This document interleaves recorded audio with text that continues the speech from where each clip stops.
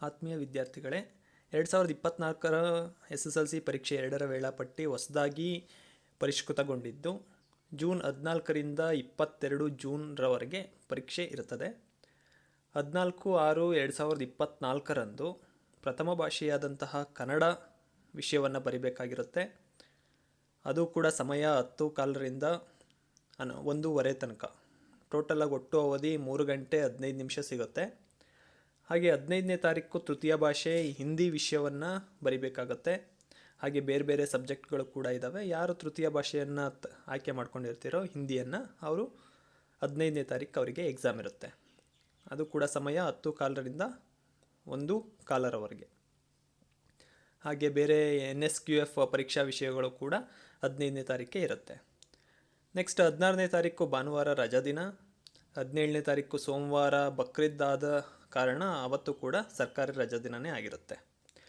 Next 18ನೇ ತಾರೀಕು, June 18ನೇ ತಾರೀಕು ಯಾವ ವಿಷಯ ಇರುತ್ತೆ ಅಂತಂದರೆ ಗಣಿತ.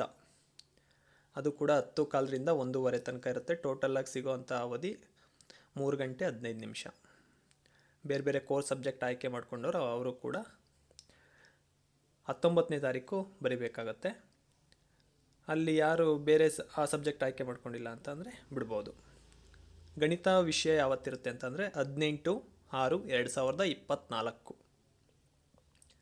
19 ಕೋರ್ಸ್ ಸಬ್ಜೆಕ್ಟ್ಗಳು ಇರೋವಂಥದ್ದು. 20ನೇ ತಾರೀಕು ಕೋರ್ಸ್ ಸಬ್ಜೆಕ್ಟ್ ಆದಂತಹ ವಿಜ್ಞಾನ ವಿಷಯ ಇರುತ್ತೆ. ಅದು ಕೂಡ ಸಮಯ 10:15ರಿಂದ 1:15 ಇರುತ್ತೆ. ಯಾರು ವಿಜ್ಞಾನ ವಿಷಯದಲ್ಲಿ ಹೆಚ್ಚು ಅಂಕಗಳನ್ನು ಗಳಿಸಬೇಕು ಅಥವಾ ಫೇಲ್ ಆಗಿದ್ದರೆ ಆ ದಿನ 20ನೇ ತಾರೀಕು ಹೋಗಿ ಅಟೆಂಡ್ ಮಾಡಿ. ಹಾಗೆ 21ನೇ ತಾರೀಕು ದ್ವಿತೀಯ ಭಾಷೆ ಇಂಗ್ಲೀಷ್ ಆಗಿರುತ್ತೆ. ಅದು ಕೂಡ ಸಮಯ 10:15ರಿಂದ 1:15. 22ನೇ ತಾರೀಕು ಕೋರ್ಸ್ ಸಬ್ಜೆಕ್ಟ್ ಆದಂತಹ ಸಮಾಜ ವಿಜ್ಞಾನ ವಿಷಯವಿರುತ್ತೆ. ಚೆನ್ನಾಗಿ ಅಭ್ಯಾಸ ಮಾಡಿ. ಸಮಯ 10:15ರಿಂದ 1:15. ಹೀಗೆ ವಿವಿಧ ವಿಷಯಗಳು ದಿನಾಂಕ 14ರಿಂದ 22ರವರೆಗೆ ಇರೋ ಕಾರಣ ಚೆನ್ನಾಗಿ ಅಭ್ಯಾಸ ಮಾಡಿ. All the best.